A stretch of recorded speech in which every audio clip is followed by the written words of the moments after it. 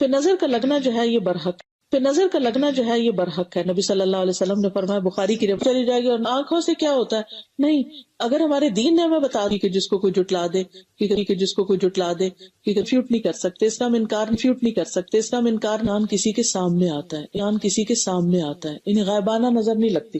مثلا اگر ہے تو آپ یہاں سے سوچی ہے تو آپ یہاں سے سوچتا ہے. پھر اسی طرح یہ تاثیر اس حد تک ہوتی ہے کہ انسان بیمار بھی پڑ سکتا ہے تو کوئی بیمار ہوتا ہے. اللہ کا تاثیر اس حد تک ہوتی ہے انسان ہو جاتے ہیں. اور ابن قیم کہتے ہیں کہ حسد نظر بد کو لگانے کا اصل ہے.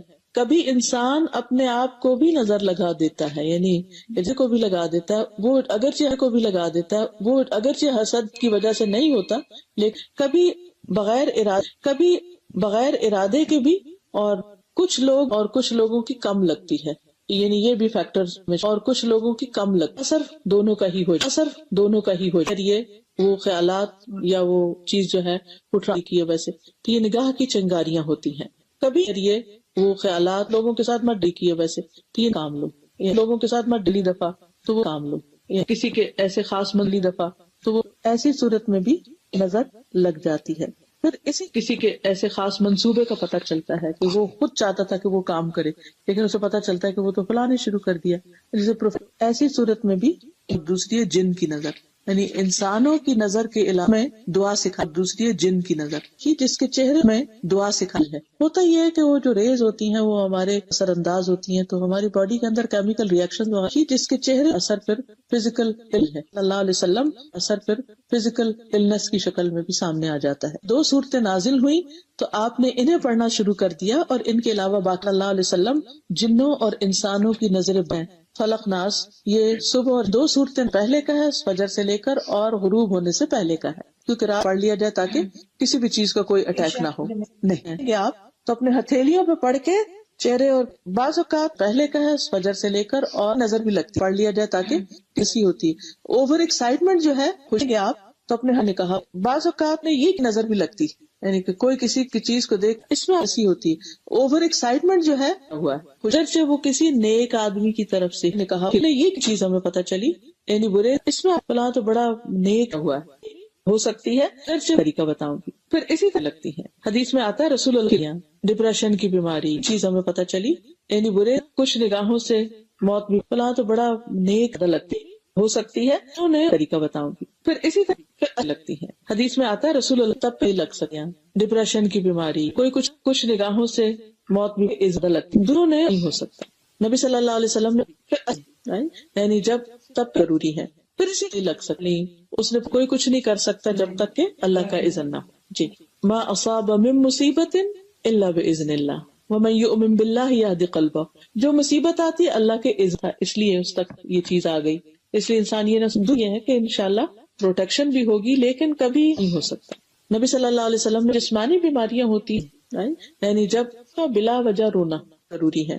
پھر اسی سب نے جو بچے پلی اس نے بچہ کیوں رو رہا ہے، کیا تم نے اس کو نظر بد کا دم نہیں کروایا، یعنی کہ اس کو دم کرو کیونکہ یہ نفسیاتی طور پر ڈسٹرب ہے. پھر بچوں کی کمزوری، یعنی کھانے پینے کے باوجود ان کی صحت نہیں بنتی، کمزور.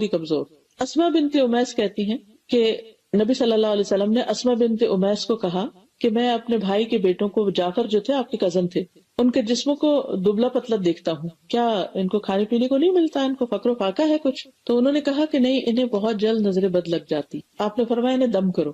تو انہوں نے آپ صلی اللہ علیہ وسلم کے سامنے چند کلمات پڑھے تو آپ نے فرمایا ان سے تم ان کو دم کرو، یعنی یہ کلمات پڑھ کے. پھر اسی طرح بعض اوقات انسان کے اندر نفسیاتی امراض پیدا ہو جاتے ہیں. بعض اوقات انسان اونچائی سے گر پڑتا ہے، یعنی مقام کی اونچائی ہو یا پھر ویسے فزیکلی کہیں چڑھا ہوا ہے، اچانک نیچے آ گرتا ہے. حدیث میں آتا ہے نبی صلی اللہ علیہ وسلم نے فرمایا کہ بسا اوقات ایسا ہوتا ہے کہ وہ اونچی جگہ پر چڑھتا ہے پھر وہاں سے گر پڑتا ہے. ایک اور حدیث میں آتا ہے مسند احمد کی کہ یہ اوپر چڑھنے والے کو پھسلا دیتی ہے، سلپ کروا دیتی ہے. کبھی شدید بیماری بھی لگ جاتی ہے اور انسان کی جان خطرے میں پڑ جاتی ہے. عبداللہ بن عامر کہتے ہیں کہ عامر بن ربیعہ اور سہل بن حنیف دونوں غسل کرنے کے ارادے سے نکلے اور دونوں کوئی اوٹ تلاش کر رہے تھے. تو سہل نے اپنا اون کا جبہ اتارا، یعنی کوٹ اتارا. عامر کہتے ہیں کہ جب میں نے اسے دیکھا تو میری نظر اس کو لگ گئی، وہ پانی میں اتر کے نہانے لگ گیا. میں نے پانی میں اس کے بڑبڑانے کی کچھ آواز سنی، میں اس کے پاس آیا، 3 دفعہ آواز دی، اس نے کوئی جواب نہیں دیا۔ پھر میں نبی صلی اللہ علیہ وسلم کے پاس آیا اور ساری بات بتائی، آپ تشریف لائے اور پانی میں داخل ہو گئے۔ کہتے میں ابھی بھی آپ کے پنڈلیوں کی سفیدی دیکھ رہا ہوں۔ آپ نے اس کے سینے پہ 3 دفعہ ہاتھ مارا، پھر یہ دعا دی، اللہم اذہب عنہ حرہا وبردہا ووصبہا، اے اللہ اس کی گرمی، سردی، بیماری، لاغری دور کر دے۔ پھر کھڑے ہوئے اور فرمایا، جب کسی کو اپنے بھائی کا کوئی وجود یا مال پسند آئے تو اس کے لیے برکت کی دعا کرے، اس سے انہیں نظر نہیں لگے گی، کیونکہ نظر کا لگ جانا برحق ہے۔ اسی طرح کچھ اور علامتیں بھی ہیں، سر دکھنا بغیر کسی وجہ کے، بخار کا ہو جانا، کبھی کندھوں میں درد ہونا، اس طرح کا کہ جیسے کوئی جلن ہو، یعنی کہ یوں لگے جیسے 2 کندھوں کے بیچ میں جیسے کسی نے کوئی گرم چیز رکھی ہوئی، یعنی ایک تو ہوتی ہے درد اور ایک ہوتی ہے درد کے ساتھ ایک برننگ فیلنگ، جلن سی۔ پھر اسی طرح نیچے والے حصے میں، پیٹھ کے نیچے والے حصے میں درد کا ہونا، قرآن سنتے ہوئے جمائیاں آنا، سننے میں یا پڑھنے میں قرآن میں دل نہ لگنا۔ اسی طرح ٹھنڈک میں بھی گرمی لگنا، اور کبھی الٹا کہ گرمی میں ٹھنڈک لگنے لگ جانا، بالوں کا اچانک گرنا شروع ہو جانا، پوری لٹیں جو ہیں وہ اترنا شروع ہو گئی ہیں، فوکس کھو دینا، فوکس نہ ہونا، کبھی وزن کا اچانک کم ہو جانا، بھوک نہ لگنا، کبھی چیز کو حفظ یاد نہ کر سکنا، یعنی بچے ہوتے ہیں نا حفظ قرآن حفظ کر رہے ہوتے ہیں، کبھی آپ نے ایکسپیرینس کیا ہوگا، کرتے کرتے جا کے کسی ایک سپارے پہ ایسا اٹکتے ہیں آگے نہیں بڑھ پاتے۔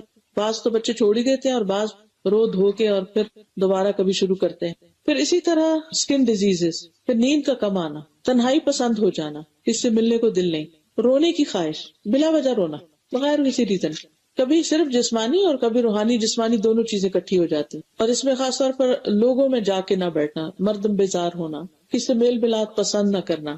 پھر اس طرح ہسبینڈ وائف کے بیچ میں آپس کا تعلق ختم ہو جانا، یعنی فزیکل ریلیشن نہ ہونا، یا ویسے ہی آپس میں ایک دوسرے سے اچاٹ ہونے لگنا، مال میں برکت کا نہ ہونا، جس کام میں نظر لگی اس کام سے دل اچاٹ ہو جانا، یعنی بازو کا ہوتا ہے ایک انسان ایک چیز بڑی اچھی کر رہا ہوتا ہے، وہ اس کی ایکسپرٹیز ہوتی ہے، کسی کو بیکنگ کا شوق ہے، کسی کو کسی چیز کا، اچانک ہی شوق کا ختم ہو جانا اور بیزار ہو جانا اس کام سے۔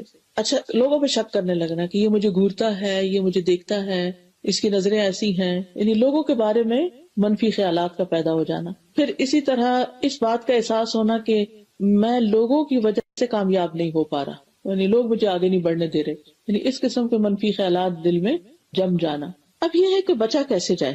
کیا اس شخص کا پتہ لگایا جائے کہ کون ہے ایسا جو مجھے نظر لگاتا ہے؟ بعض لوگ ایک دم آئیڈینٹیفائی ہو جاتے ہیں، سب ٹھیک تھا، اچانک بچے کو کچھ ہو گیا، اچانک کوئی چیز ایسی نقصان ہو گیا، تو اس وقت جو بھی کوئی ہو وہ اپنے آپ کو خود بھی آفر کر سکتا ہے کہ بھئی میں خوش ہو گئی تھی دیکھ کے، یا مجھے اچھی لگی تھی یہ چیز، تو ہو سکتا ہے میری نظر ہو، تو پھر وہ وضو کا پانی اس کا لے کے تو جس انسان پر لگی ہو نظر اس کے اوپر چھڑکا جا سکتا ہے۔ تو اس میں بچاؤ کے طریقوں میں سب سے پہلے تو یہ کہ انسان اللہ پہ بھروسہ کرے، کوئی چیز مجھے نہیں نقصان دے سکتی جب تک اللہ نہ چاہے، لہٰذا اللہ پہ توکل جو ہے نا وہ اس کا سب سے بڑا علاج ہے۔ یعنی سن کے ساری باتیں تو انسان ہر وقت وہم نہ کرے، ہر چیز کے اوپر نظر کا ٹھپا نہ لگا دے، یہ بھی نظر ہے یہ بھی نظر ہے، نہیں ہے ضرور، لیکن ہر چیز نظر کی وجہ سے نہیں ہوتی، تو انسان اللہ پر بھروسہ کرے، اس پر توکل کرے، اور یہ پڑھے جب اسے ڈر یا کوئی خوف یا پریشانی لاحق ہو تو کہے حسبی اللہ لا الہ الا ہوا علیہ توکلت وہو رب العرش العظیم، میں نے اپنا معاملہ سارا اس کے سپرد کر دیا، کچھ نہیں ہوتا مجھے۔ پھر اللہ کی پناہ لینا، حضرت عائشہ سے روایت ہے، رسول اللہ صلی اللہ علیہ وسلم نے فرمایا اللہ تعالیٰ سے نظر لگنے سے پناہ مانگو، یعنی اللہ سے یہ دعا کرنا کہ اللہ سبحانہ تعالیٰ مجھے نظر سے بچانا، لوگوں کی نظروں سے محفوظ کرنا، کیونکہ نظر کا لگنا برحق ہے۔ رسول اللہ صلی اللہ علیہ وسلم نے فرمایا اللہ تعالیٰ فرماتا ہے میرا بندہ اگر مجھ سے مانگتا ہے تو میں اسے دیتا ہوں، اور اگر وہ کسی دشمن یا شیطان سے میری پناہ مانگتا ہے تو میں اسے محفوظ بھی رکھتا ہوں۔ تو اس لیے اگر آپ کو یہ شک ہو کہ فلاں میرا دشمن ہے اور فلاں میرے سے حسد کرتا ہے اور وہ مجھے نظر لگاتا اور مجھے آگے نہیں بڑھنے دیتا، تو اس کے شر سے بچنے کی دعا اللہ سے کر لیں کہ اللہ مجھے اس کے شر سے بچا۔ پھر اسی طرح نعمت کو چھپا کے رکھنا، یعنی بہت زیادہ اس کو لوگوں کو نہیں بتانے کی ضرورت۔ ابو ہریرہ کہتے ہیں نبی صلی اللہ علیہ وسلم فرمایا کہ تم اپنی ضرورتوں کو پورا کرنے کے لیے ان کو رازداری میں رکھ کر مدد حاصل کرو، بے شک ہر صاحب نعمت حسد کیا جاتا ہے، یعنی جس کے پاس بھی نعمت ہوگی اس سے لوگ حسد کریں گے۔ پھر نعمتوں کے چھپانے کا مطلب یہ بھی ہے کہ انسان بہت زیادہ ذکر نہ کرے۔ آج کل آپ دیکھیں کتنا زیادہ ٹرینڈ ہو گیا، ادھر شادی ہوتی نہیں، ادھر تصویریں جو فیس بک پہ آ جاتی ہیں، واٹس ایپ پہ سب کے ساتھ شیئر ہو رہی ہوتی ہیں۔ اب تو لوگوں میں ہر طرح کے لوگ ہوتے ہیں، کچھ ایسے ہوتے ہیں جن کے اپنے بچوں کی شادیاں ناکام ہوتی ہیں، جو وہ کسی اور کو دیکھتے ہیں کہ کسی کے پاس اتنا پہننے کو نہیں ہوتا ہے، ایسے ڈریسز نہیں خرید سکتے، تو وہ چیزیں دیکھ دیکھ کر پھر دوسروں کو اپنے اندر وہ جو ایک تکلیف سی اٹھتی ہے نا، ہوک اٹھتی ہے کہ میرے پاس کیوں نہیں. تو یہ چیزیں بھی دوسروں کو پھر نقصان دینے کا سبب ہو جاتی. تو یاد رکھیے کہ تصویر پر بھی نظر لگتی ہے، ایک تو ایک فزیکلی انسان سامنے، اور ایک یہ اسی لیے کئی لوگ جادو میں تصویر استعمال کرتے ہیں. یعنی وہ جس پہ جادو کروانا ہوتا ہے نا، تو نجومیوں کے پاس تصویر لے جاتے ہیں اور پھر اس پہ خاص ٹارگٹ کیا جاتا ہے. دور سے اس طرح نہیں لگتی کہ دیکھا نہیں اگر کسی کو، لیکن اگر تصویر دیکھ رہے ہیں تو اس پر بھی لگ سکتی. اور یہ تو یعنی جادوگر جو ہوتے ہیں وہ باقاعدہ تصویر یا کپڑا منگاتے ہیں، یعنی کہ جو جسم سے اترا ہوا کپڑا ہوتا ہے نا، یا بال منگاتے ہیں یا ناخن یا اس طرح کی چیز جو کسی کے بھی یعنی اس کے ساتھ کنیکٹ کر رہی ہو. پھر اسی طرح جب ہمیں پتہ چل جائے کہ کچھ لوگ ہم سے حسد کرتے تو پھر ان سے انسان بچ کے رہے. رشتہ داروں کے ساتھ انسان نہیں بچ سکتا، لیکن میل ملاپ انٹریکشن کم کرے، یعنی یہ نہیں کہ کاٹ کے رکھ دے، کم کرے. اور جو دوسرا سوشل سرکل ہے اس میں انسان جب دیکھے کہ کوئی شخص جب بھی آپ سے ملتا ہے آپ کو تانے یا کوئی ایسی باتیں سناتا ہے اور جس سے آپ بوجھل دل لے کے گھر واپس آتے ہیں، تو ٹھیک ہے آپ کنارہ کشی کر لیں. اچھے لوگوں سے ملیں کہ جن کو مل کے دیکھیے انسان دوست کیوں بناتا ہے، تاکہ اکٹھے بیٹھ کے اپنے غم شیئر کریں، ایک دوسرے کی مدد کریں، ایک دوسرے کے لیے سپورٹ ہو. تو اگر آپ دیکھیں کہ وہ الٹا آپ کو پریشانی لاحق ہوتی ہے تو ایسے لوگوں کو پھر اوائڈ کریں. ایسے لوگوں سے مشورہ بھی نہ لیں، کیونکہ جب انسان کسی سے مشورہ لیتا ہے نا تو اپنے سارے راز پہلے بتاتا ہے، پھر اس کے بعد اس سے تو وہ بھی تکلیف کی چیز ہو جاتی. پھر اسی طرح یہ کہ انسان اپنی کوئی چیز دیکھے یا کسی کی ذات مال تو پسند آئے تو پھر برکت کی دعا دے، ماشاء اللہ لا قوت الا باللہ کہے. پھر اسی طرح یہ ہے کہ مال کے علاوہ جو چیزیں اچھی لگی ان پر بارک اللہ علیہ کہہ دے. پھر اسی طرح یہ بھی ہے کہ انسان جب کسی کی چیز دیکھتا ہے اور اس کے دل میں رشک آتا ہے میرے پاس نہیں، تو انسان آخرت کی بات سوچے کہ اگر دنیا میں نہیں تو آگے ہے نا، اچھے کام کریں اللہ تعالیٰ کل دے دے گا. پھر اسی طرح اگر کسی کو بیمار دیکھے انسان تو یہ دعا پڑھ لے، الحمدللہ الذی عافانی مما ابتلاک بہ وفضلنی علی کثیر ممن خلق تفضیلا. تمام تعریفیں اس ذات کے لیے ہیں جس نے مجھے اس مصیبت سے نجات دی، یعنی بچا کے رکھا، مجھے بیماری لاحق نہیں ہوئی، جس کے ساتھ اللہ نے تجھے مبتلا کیا اور مجھے اپنی اکثر مخلوق پر فضیلت دی، بہت زیادہ فضیلت. یعنی انسان یہ بھی دیکھے تو میرے پاس بھی تو بہت کچھ ہے، بجائے اس کے کہ انسان دوسروں کا ہی دیکھتا رہے کہ اس کے پاس یہ اور اس کے پاس جو اپنے پاس ہے اس پر بھی شکر ادا کرے. پھر اسی طرح شرکیہ کاموں سے بچنا چاہیے. بعض لوگ نظر سے بچنے کے لیے کئی تل لگا لیتے ہیں، کبھی وہ کوئی کالا کڑا پہن لیتے ہیں یا کوئی دھاگا پہن لیتے ہیں، یہ شرک میں آ جاتا ہے کیونکہ یہ چیزیں پروٹیکٹ نہیں کرتی. پروٹیکشن صرف اللہ کی طرف سے ہوتی ہے اور وہ دعا کے ذریعے ہوتی ہے. رسول اللہ صلی اللہ علیہ وسلم نے ایک مرتبہ کسی کو کہلا بھیجا کہ کسی اونٹ کے گلے میں کوئی تانت یا کوئی کلادہ باقی نہ چھوڑو مگر اس کو کاٹ ڈالو. تو مالک نے کہا کہ جس کو آپ فرما رہے تھے اس نے کہا کہ یہ لوگ تو نظر بد سے بچنے کے لیے کرتے ہیں. آپ نے پاکستان میں نوٹ کیا ہوگا کہ کاروں کے ساتھ ایک کالا سا پراندہ سا چھوٹا سا آگے یا پیچھے یہ جوتا بھی کبھی لگا ہوتا ہے، کبھی وہ کالی سی چیز آگے بونٹ کے ساتھ نیچے لٹک رہی ہوتی ہے، تو یہ چیز بھی نہیں لگانی چاہیے. جی ٹرکوں پیچھے تو بہت ہی کچھ کیا ہوتا ہے، یہ بھی ٹھیک نہیں. پھر اسی طرح یہ ہے کہ اذکار جو ہے نا ایک زرہ کی طرح ہوتے ہیں اور قلعے کی طرح ہوتے ہیں، مضبوط دیوار کی طرح ہوتے ہیں، یاجوج ماجوج کی دیوار سے بھی زیادہ مضبوط ہوتے ہیں یہ ذکر اذکار جو ہوتے ہیں، جو تسبیحات ہم پڑھتے ہیں. تو ہر موقع کے جو ذکر نبی صلی اللہ علیہ وسلم نے سکھایا، واش روم جا رہے ہیں، باہر آ رہے ہیں، کھانا کھا رہے ہیں، چھینک آ گئی ہے، کسی کو دیکھا ہے، کسی سے وعدہ کر رہے ہیں، تو ہر وقت انشاءاللہ بسم اللہ ماشاءاللہ، یعنی ہر وقت کوئی نہ کوئی ذکر ہمیں سکھایا گیا، وہ ہماری پروٹیکشن کے لیے سکھایا گیا. اس پر اجر تو ہے لیکن پروٹیکشن بھی ہوتی ہے. پھر اسی طرح قرآن سے علاج، کیونکہ قرآن شفا ہے. خود قرآن میں اللہ تعالیٰ فرماتے ہیں وَنُنَزِّلُ مِنَ الْقُرْآنِ مَا هُوَ شِفَاءٌ وَرَحْمَةٌ. اور پھر انسان حسن ظن رکھے کہ قرآن جب کھولے تو اس نیت سے کھولے کہ اللہ تعالیٰ مجھے اس سے شفا بھی دے. یعنی باقی نیتیں بھی آپ کریں گے کہ اللہ مجھے اس پر عمل کی توفیق دے وغیرہ وغیرہ، لیکن ساتھ یہ بھی کہ اس سے مجھے شفا نصیب ہو. اور ویسے بھی نبی صلی اللہ علیہ وسلم نے بتایا کہ عَالِجِیہا بِکِتَابِ اللہ، اللہ کی کتاب کے ساتھ اس کا علاج کرو. جب حضرت عائشہ رضی اللہ تعالیٰ عنہا ایک عورت کو دم کر رہی تھی تو آپ نے فرمایا قرآن کے ذریعے اس کو دم کرو، اور اس میں سب سے بہترین ہے سورۃ الفاتحہ. سورۃ الفاتحہ پڑھ کے خود بھی اور دوسروں کو بھی دم کیا جا سکتا ہے. ایک قبیلے کے سردار کو بچھو نے کاٹ لیا تھا تو صحابہ جو اس بستی میں گئے تھے ٹریول کی حیثیت سے، انہوں نے سورۃ فاتحہ پڑھ کر اس کو لعاب دہن لگا دیا. پھر سورۃ البقرہ کی تلاوت کرنا یا سننا گھر میں لگا دیں روزانہ ایک دفعہ. اب تو اتنی آسانی ہے، پہلے تو لوگ بچے بلا کے گھر میں پڑھواتے تھے، لیکن یہ کہ اب آپ ٹیپ ریکارڈر لگا دیں، آپ اپنے موبائل پہ لگا دیں اور کوشش کریں کہ روزانہ گھر میں سورۃ البقرہ کا کچھ نہ کچھ حصہ ضرور پڑھا جائے، کیونکہ جس گھر میں سورۃ البقرہ پڑھی جاتی ہے وہاں سے شیاطین چلے جاتے ہیں، اور اس کا پڑھنا باعث برکت ہے، چھوڑنا باعث حسرت ہے، اور جادوگر اس کو حاصل کرنے کی طاقت نہیں رکھتے۔ پھر اسی طرح جو نظر اور حسد سے متعلق آیات ہیں ان کی بھی تلاوت کی جا سکتی، اس کا رقیہ بنا ہوا ہے، اور یہ رقیہ منزل کی شکل میں بھی ہوتا ہے اور آیات شفا کی شکل میں بھی ہوتا ہے، تو اس کو پڑھنا چاہیے، یا یہ کہ آڈیو میں بھی ملتا ہے رقیہ، اس کو سننا چاہیے۔ پھر اسی طرح صبح و شام سورۃ الفلق اور الناس کو بار بار پڑھنا اور سننا۔ پھر سورۃ الکافرون اور آیت الکرسی، یہ بھی حفاظت کے لیے ہیں۔ پھر سکینت والی جو آیات ہیں جن میں خوشخبریاں ہیں ان کو بھی انسان سنے، اور یاد رکھے کہ اگر کوئی شخص بیمار ہے نا تو اس کو ہیڈ فون سے سننا چاہیے تاکہ اور چیزوں کی ڈسٹریکشن اس میں نہ آئے، تو وہ انشاءاللہ جیسے کوئی بچہ اچانک بیمار ہو گیا یا کوئی ایسی ڈپریشن میں چلا گیا، کوئی مسئلہ، ہیڈ فون لگا کے سنے تاکہ سورہ رحمان بھی، جی ہاں وہ بھی قرآن کا ہی حصہ ہے، تو اس سے بھی فائدہ ہوتا ہے۔ پھر اسی طرح یہ ہے کہ دم وغیرہ کیا جا سکتا ہے۔ صبح شام جو اذان ہے وہ بھی اس کے لیے بڑی مفید ہے، اذان کا سننا، صبح شام کی دعاؤں کا سننا، اگر پڑھا نہیں جا رہا، بیمار ہے انسان، لیٹا ہوا ہے تو وہ لگا چھوڑے اور وہ سنتا رہے انسان۔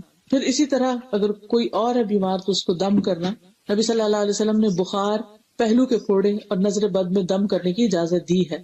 پھر اسی طرح یہ ہے کہ شرکیہ کلمات سے بچنا چاہیے، اس میں جو لفظ نہیں ہم جانتے کہ اس کا مطلب کیا وہ نہیں پڑھنے چاہیے۔ کچھ لوگ اس قسم کے منتر پڑھتے ہیں کہ کسی کو کوئی پلے نہیں پڑتا کہ کیا پڑھے، معلوم نہیں اس میں شیطانوں سے مدد لی جا رہی ہے، یہ شرک کی کون سی بات ہے۔ سوری بات جی کئی دفعہ وہ کیا عہد نامہ، دعائے جمیل ایسے کر کے چیزیں، جی وہ ویسے ان لوگوں نے بنائے ہوئے، لیکن یہ کہ مسنون چیزیں جو ہیں وہ زیادہ فائدہ کی ہیں۔ یہ بھی جی اچھا۔